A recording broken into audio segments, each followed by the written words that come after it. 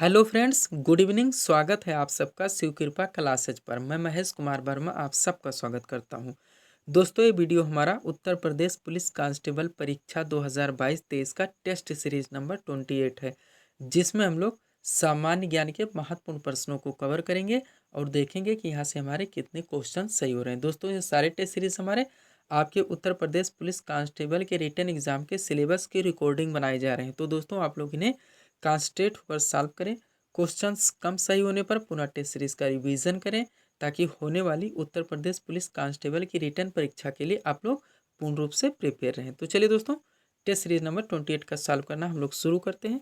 हमारा पहला क्वेश्चन है, हरिप्रसाद चौरसिया का संबंध किस वाद्य से है? बार बार पूछा गया क्वेश्चन है दोस्तों। आप लोग जानते हैं कौन से वाद्य यंत्र कौन बजाते हैं, ये बार बार पूछा जाता है। तो दोस्तों, वेरी वेरी इंपॉर्टेंट है हरिप्रसाद चौरसिया का। ये नंबर विकल्प है बांसुरी, बी है सरोद, सी है सितार और डी है बीड़ा। तो हमारा सही आंसर होगा दोस्तों, हरिप्रसाद चौरसिया का वाद्य यंत्र से संबंध है बांसुरी से, यानी विकल्प नंबर ये यहाँ पे हमारा सही आंसर होगा। हरिप्रसाद चौरसिया का संबंध किस वाद्य यंत्र से है? तो बांसुरी वादन से है। नेक्स्ट देखेंगे क्वेश्चन नंबर 2 को। 2 नंबर क्वेश्चन है दोस्तों, उत्तर प्रदेश यानी यूपी स्पेशल के स्टैटिक जीके का वेरी वेरी इंपॉर्टेंट क्वेश्चन है। उत्तर प्रदेश में सर्वाधिक उत्पादन वाला तिलहन फसल बताना है दोस्तों। ध्यान दीजिएगा, तिलहन फसल। ये नंबर है सोयाबीन, बी तिल, सी मूंगफली और डी है सरसों। तो हमारा सही आंसर क्या होगा दोस्तों? उत्तर प्रदेश में सर्वाधिक उत्पादन वाला तिलहन फसल है सरसों, यानी विकल्प नंबर डी यहाँ पे हमारा सही आंसर होगा, सरसों। बार बार पूछा गया क्वेश्चन है दोस्तों। क्वेश्चन नंबर 3 को सॉल्व करना हम लोग शुरू करेंगे। रानी लक्ष्मीबाई पेंशन योजना संबंधित है किससे, ये हमें बताना है। ए नंबर स्टेटमेंट है, मजदूर परिवार के मुखिया को प्रतिमाह दी जाने वाली धनराशि। बी नंबर स्टेटमेंट है, गरीब परिवार के मुखिया को प्रतिमाह दी जाने वाली राशि। सी नंबर स्टेटमेंट है, बीपीएल कार्ड धारक को प्रतिमाह दी जाने वाली राशि। और डी नंबर है दोस्तों, नानादेश, यानी उपरोक्त में से कोई नहीं। तो हमारा सही आंसर क्या होगा दोस्तों? रानी लक्ष्मीबाई पेंशन योजना संबंधित है गरीब परिवार के मुखिया को प्रतिमाह दी जाने वाली राशि, यानी विकल्प नंबर बी यहाँ पे हमारा सही आंसर होगा। सारे क्वेश्चन दोस्तों आपके संभावित प्रश्नों पे बनाए जा रहे हैं। तो दोस्तों, आप लोग इन्हें कॉन्सेंट्रेट होकर सॉल्व करें। क्वेश्चंस कम सही होने पर पुनः टेस्ट सीरीज का रिवीजन जरूर करें। एक बात हो दोस्तों, उत्तर प्रदेश पुलिस कांस्टेबल परीक्षा से संबंधित कोई डाउट या कोई जानकारी चाहिए तो आप लोग हमें कमेंट्स कर सकते हैं। 4 नंबर क्वेश्चन सॉल्व करेंगे। संविधान सभा का पहला सत्र हुआ था, कब हुआ था ये बताना दोस्तों। क्वेश्चन 2 तरह से पूछे जाते हैं, संविधान सभा की प्रथम बैठक या संविधान सभा का प्रथम सत्र या पहला सत्र। ए नंबर है 16 अगस्त 1947, बी है 26 जनवरी 1948, सी है 9 दिसंबर 1946 और डी नंबर है 26 नवंबर 1946। तो हमारा सही आंसर क्या होगा दोस्तों? संविधान सभा का पहला सत्र या पहला दोस्तों प्रथम बैठक कब हुआ था? 9 दिसंबर 1946 को, यानी विकल्प नंबर सी यहाँ पे हमारा सही आंसर होगा। 2-3 क्वेश्चन यहाँ से दोस्तों हम लोग याद करेंगे। 9 दिसंबर 1946 को प्रथम बैठक या पहला सत्र हुआ था। उसके बाद दोस्तों इसी दिन सच्चिदानंद सिन्हा को संविधान सभा का अस्थायी अध्यक्ष चुना गया था, अस्थायी। उसके 2 दिन बाद दोस्तों 11 दिसंबर 1946 को डॉक्टर राजेंद्र प्रसाद को संविधान सभा का अस्थायी अध्यक्ष चुना गया था। ठीक फिर 2 दिन बाद दोस्तों यानी 13 दिसंबर 1946 को पंडित जवाहरलाल नेहरू ने संविधान सभा में उद्देश्य प्रस्ताव पेश किया था, जो कि 22 जुलाई 1947 को मान्य कर लिया गया था। और दोस्तों इसकी एक अंतिम बैठक पूछी जाए तो होगा 26 नवंबर 1949, जो कि संविधान के प्रियम्बल में लास्ट में दिया गया है। 5 नंबर क्वेश्चन सॉल्व करेंगे। राष्ट्रीय कथक संस्थान कहाँ स्थित है ये बताना है, बार बार पूछा गया क्वेश्चन है दोस्तों। तो हमारा आंसर होगा लखनऊ, उत्तर प्रदेश का है दोस्तों। आप लोग जानते हैं कथक, और ये कहाँ से दोस्तों इसका संस्थान कहाँ स्थित है? तो ये लखनऊ में। बिल्कुल फैक्चुअल क्वेश्चन था। क्वेश्चन नंबर 6 है दोस्तों, इंडियन नेशनल कांग्रेस का संस्थापक कौन था? इंडियन नेशनल कांग्रेस यानी भारतीय राष्ट्रीय कांग्रेस के संस्थापक कौन थे? A number Mahatma Gandhi, B Chittaranjan Das, C number A O Hume और डी है लोकमान्य तिलक। स्टैटिक जीके का इंपॉर्टेंट क्वेश्चन दोस्तों, यहाँ पे हमारा आंसर होगा इंडियन नेशनल कांग्रेस यानी भारतीय राष्ट्रीय कांग्रेस के संस्थापक थे ए ओ हुम। और दोस्तों इनकी स्थापना 1885 ईस्वी में बम्बई में हुई थी। नेक्स्ट देखेंगे 7 नंबर क्वेश्चन हम लोग सॉल्व करेंगे। 1916 में भारतीय राष्ट्रीय Congress, very very important question है दोस्तों। 1916 में भारतीय राष्ट्रीय कांग्रेस और मुस्लिम लीग एक दूसरे के निकट आ गए थे, कब दोस्तों, कहाँ पे अधिवेशन हुआ था ये हमें बताना है। ए है लाहौर में, बी अमृतसर में, सी लखनऊ में और डी है दोस्तों पुरा में। तो हमारा सही आंसर का क्या होगा दोस्तों, यहाँ पे लखनऊ में, यानी विकल्प नंबर सी यहाँ पे हमारा सही आंसर होगा। दोस्तों ध्यान दीजिएगा, वेरी वेरी इंपॉर्टेंट क्वेश्चन है, भारतीय राष्ट्रीय आंदोलन का क्वेश्चन है, यूपी स्पेशल स्टैटिक जीके से उत्तर आ रहा है, यानी लखनऊ से। तो दोस्तों इस तरह से देखें तो ये आपके स्टेट लेवल का एग्जाम भी है, आपके लिए बेहद इंपॉर्टेंट क्वेश्चन था। नेक्स्ट देखेंगे दोस्तों क्वेश्चन नंबर 8 को, उसके बाद दोस्तों इस क्वेश्चन की हम लोग व्याख्या भी करें।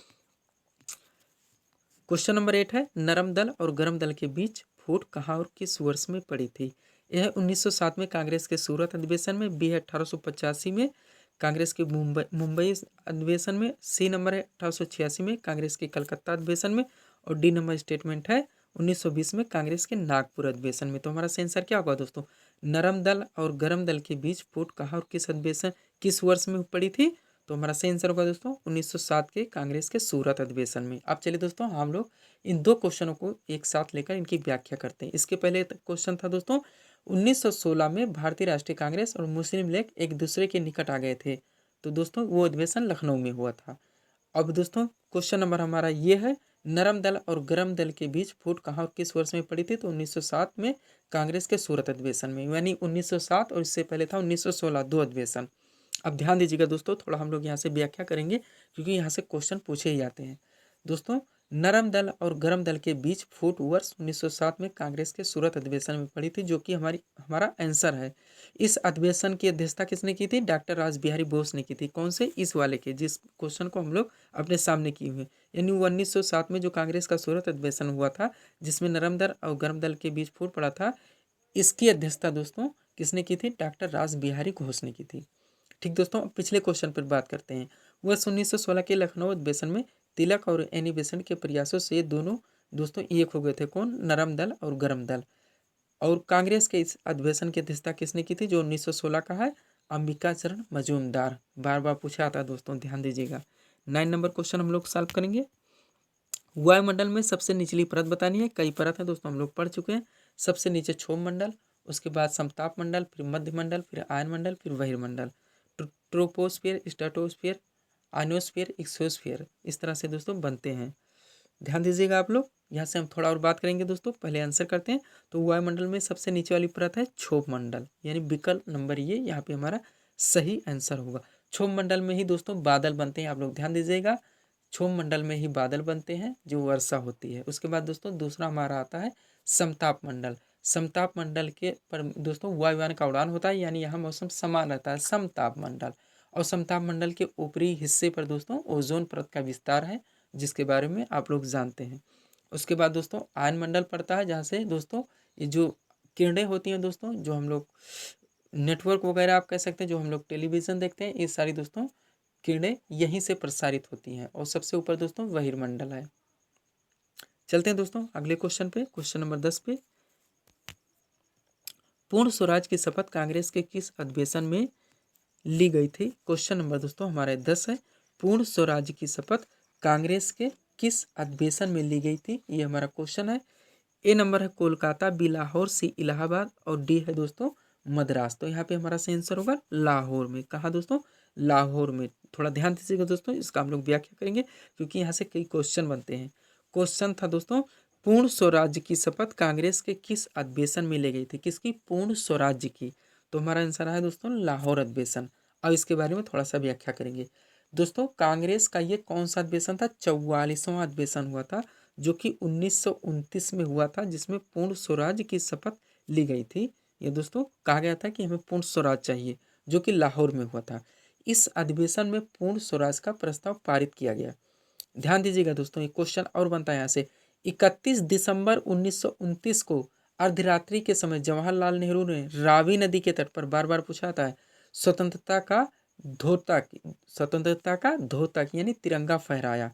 और 26 जनवरी 1930 को स्वतंत्रता दिवस मनाने का निश्चय किया। और इसी कारण दोस्तों हम लोग जानते हैं 26 जनवरी को ही रिपब्लिक डे मनाया जाता है, जो कि 1950 में माना गया। और जो तुम मनाते कब से चले आए, 26 जनवरी 1930 से। नेक्स्ट देखेंगे क्वेश्चन नंबर 11 को। सब्सक्राइब करें दोस्तों आप हमारे चैनल शिव कृपा क्लासेस को इसी तरह के वीडियोस के लिए। 11 नंबर क्वेश्चन हम लोग सॉल्व करेंगे। जनसंख्या नियंत्रण और परिवार नियोजन विषय है, कौन सी सूची का, ये हमें बताना है। सूची के बारे में हम लोग पढ़ चुके हैं दोस्तों। संविधान की धारा अनुसूची 7 में दिया गया है शक्तियों के बंटवारे के संबंध में, जिसमें संघ सूची, राज सूची, समवर्ती सूची, अवशिष्ट शक्तियाँ सब चीज़ें हैं दोस्तों। तो हमारा आंसर क्या आएगा? समवर्ती सूची का विषय, जनसंख्या नियंत्रण और परिवार नियोजन विषय समवर्ती सूची का। यानी इस पर संसद व राज्य की विधायिका दोनों कानून बना सकते हैं, लेकिन अगर दोनों के बीच में दोस्तों विवाद उत्पन्न होता है तो संसद द्वारा बनाया गया कानून मान्य होगा। किसमें? समवर्ती सूची में। संघ में संसद बनाती है, राज्य में राज्य की विधायिका बनाती है। नेक्स्ट देखेंगे 12 नंबर क्वेश्चन, क्षय रोग शरीर के किस अंग को प्रभावित करता है? क्वेश्चन नंबर 12 है दोस्तों, बार बार पूछा गया। आंसर आएगा फेफड़ा, यानी विकल्प नंबर डी बिल्कुल फैक्चुअल है। नेक्स्ट देखेंगे 13 नंबर क्वेश्चन, कोयना जल विद्युत परियोजना किस राज्य में? ये भी बिल्कुल फैक्चुअल क्वेश्चन है दोस्तों। आंसर हमारा महाराष्ट्र आएगा, यानी विकल्प नंबर ये। नेक्स्ट देखेंगे 14 नंबर क्वेश्चन, राज्य के नीति निर्देशक सिद्धांत, राज्य के नीति निर्देशक सिद्धांत यानी डीपीएसपी भारतीय संविधान संबंधित है। Direct principle of state policy, राज्य के नीति निर्देशक सिद्धांत भारतीय संविधान के किस भाग से संबंधित है? ये हमें बताना है। 4 विकल्प हमारे सामने। चलिए दोस्तों थोड़ा सा चर्चा करते हैं।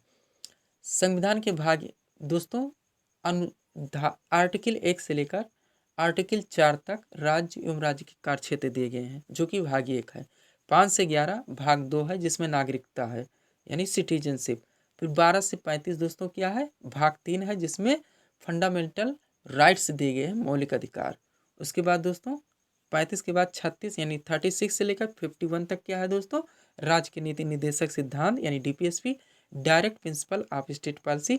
अब भाग 3 के बाद कौन सा भाग आएगा? भाग 4, जो कि हमारा आंसर बनेगा विकल्प नंबर डी। नेक्स्ट देखेंगे 15 नंबर क्वेश्चन और इस सीरीज का दोस्तों लास्ट क्वेश्चन है दोस्तों, केरल का प्रसिद्ध नृत्य। हम लोग इस पर दोस्तों क्वेश्चन को सॉल्व भी कर चुके हैं, चर्चा भी कर लेते हैं, लेकिन यहाँ एक बार इसका रिवीजन जरूर करेंगे, क्योंकि दोस्तों कई स्टेट्स के बहुत सारे शास्त्रीय नृत्य व लोक नृत्य हैं जहाँ से क्वेश्चन पूछे ही जाते हैं। कुचिपुड़ी कहाँ का होगा दोस्तों? आंध्र प्रदेश का। यक्षगान कर्नाटक का। भरतनाट्यम तमिलनाडु का। तो बचा क्या? सी नंबर कथकली, जो कि हमारा आंसर बनेगा केरल का है। उसके बाद दोस्तों थोड़ा और ध्यान दीजिएगा, कथक उत्तर प्रदेश का है। बिहू से संबंधित पूछा है दोस्तों, जब बिहू शब्द आए आप लोग जान जाइएगा, ये असम से है। गिद्धा और भांगड़ा दोस्तों पंजाब का है। उसके बाद एक गरबा आता है दोस्तों, जो कि गुजरात में है का है। अगर गुजरात विकल्प में नहीं है तो महाराष्ट्र आएगा आंसर। उसके बाद दोस्तों कथकली के बाद दोस्तों यहाँ से और भी बनता है मोहिनी अट्टम और ये था दोस्तों ओणम। ये 3 केरल से हैं, ध्यान दीजिएगा। भरतनाट्यम तमिलनाडु से है, ये यक्षगान कर्नाटक का है और कुचिपुड़ी आंध्र प्रदेश का है। तो ये थे दोस्तों हमारे 15 महत्वपूर्ण प्रश्न जिसको हम यहाँ पे सॉल्व किए हैं। उम्मीद है दोस्तों आप सभी लोगों ने सॉल्व किए होंगे और देखे होंगे कि आपके कितने क्वेश्चंस यहाँ से सही हो रहे हैं। तो दोस्तों इसी तरह के वीडियोस के लिए आप हमारे चैनल शिव कृपा क्लासेस से जुड़ें, वह चैनल को सब्सक्राइब करें, ताकि हमारे द्वारा दिए जाने वाली सभी वीडियोस आप क्रम से सबसे पहले देख सकें। तो मिलते हैं दोस्तों अपने अगले टेस्ट सीरीज़ के साथ। Thanks for watching.